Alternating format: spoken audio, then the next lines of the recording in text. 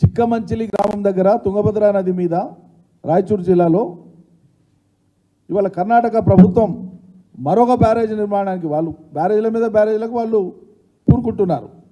దాని మీద మరో బ్యారేజ్ కోసము మొన్న 16వ తారీఖు నాడు ఫిబ్రవరి 16వ తారీఖు నాడు కర్ణాటక శాసనసభలో ప్రవేశపెట్టినటువంటి బడ్జెట్ ఇది. కర్ణాటక శాసనసభలో 16వ తారీఖు నాడు ప్రవేశపెట్టారు. అందులో చిక్కమంచిలి గ్రామం దగ్గర రాయచూరు జిల్లాలో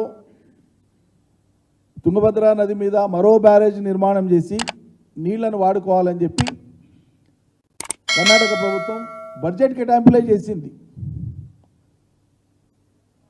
ఒకవైపు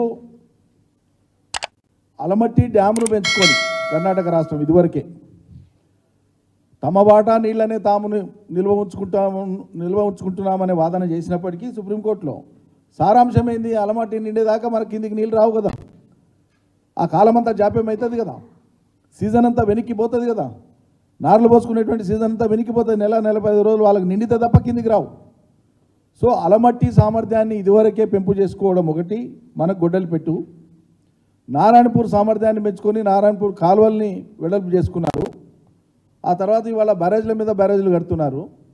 అంటే మనకు ఎగువన ఉండేటువంటి కర్ణాటక రాష్ట్రము కృష్ణానది మీద తుంగభద్ర నది మీద వాళ్ళకు అవసరమైనటువంటి రీతిలో వాళ్ళు బ్యారేజ్ల నిర్మాణం చేసుకుంటూ ముందుకు పోయి మనకు అశాంతం నీటి లభ్యతనే లేకుండా చేస్తున్నారు. దీని మీద దృష్టి పెట్టండి. మొట్టమొదలు కర్ణాటకలో ఉన్నది మీ కాంగ్రెస్ ప్రభుత్వమే, మాట్లాడండి, చర్య తీసుకోండి. భవిష్యత్తులో మన ప్రాంతం అంతా కూడా ఉమ్మడి పాలమూరు జిల్లా అంతా కూడా ఎడారిగా మారే ప్రమాదం ఉంది. దయచేసి ఆషామాషిగా తీసుకోవద్దు. కర్ణాటక తలపెట్టినటువంటి బ్యారేజ్ నిర్మాణాన్ని ఆపడానికి ఈ రాష్ట్ర ప్రభుత్వం ఏం చేస్తుందో చేయాలి. ఇక్కడ కాంగ్రెసే ఉంది, అక్కడ కాంగ్రెసే ఉంది. పాలమూరుకు వచ్చేటువంటి నీళ్లను పైన కర్ణాటక ఆపుతుంటే, ఆపడానికి వాళ్ళు నిర్మాణం తలపెడతా ఉంటే మీరు కళ్ళు మూసుకొని కూర్చుంటారా, చేతులు ముడుచుకొని కూర్చుంటారా? ఈ రాష్ట్ర ప్రయోజనం పాలమూరు జిల్లా ప్రయోజనం పట్టదా? రేవంత్ రెడ్డి గారు కొడంగల్కు ప్రాతినిధ్యం వహిస్తుండవచ్చు, కానీ ఆయన అంటే నేను నల్లమల్ల బిడ్డనని చెప్తాడు కదా ప్రతి ఉపన్యాసంలో. మరి నల్లమల్ల ఉండేటువంటి అచ్చంపేట కానీ కల్వకుర్తికి కానీ నీళ్ళు రావాలంటే కర్ణాటక పైన ఒక్కొక్కటి ఆపేస్తే కిందికి నీళ్ళు వస్తాయా? ఎక్కిపోతుంది కదా మొత్తం.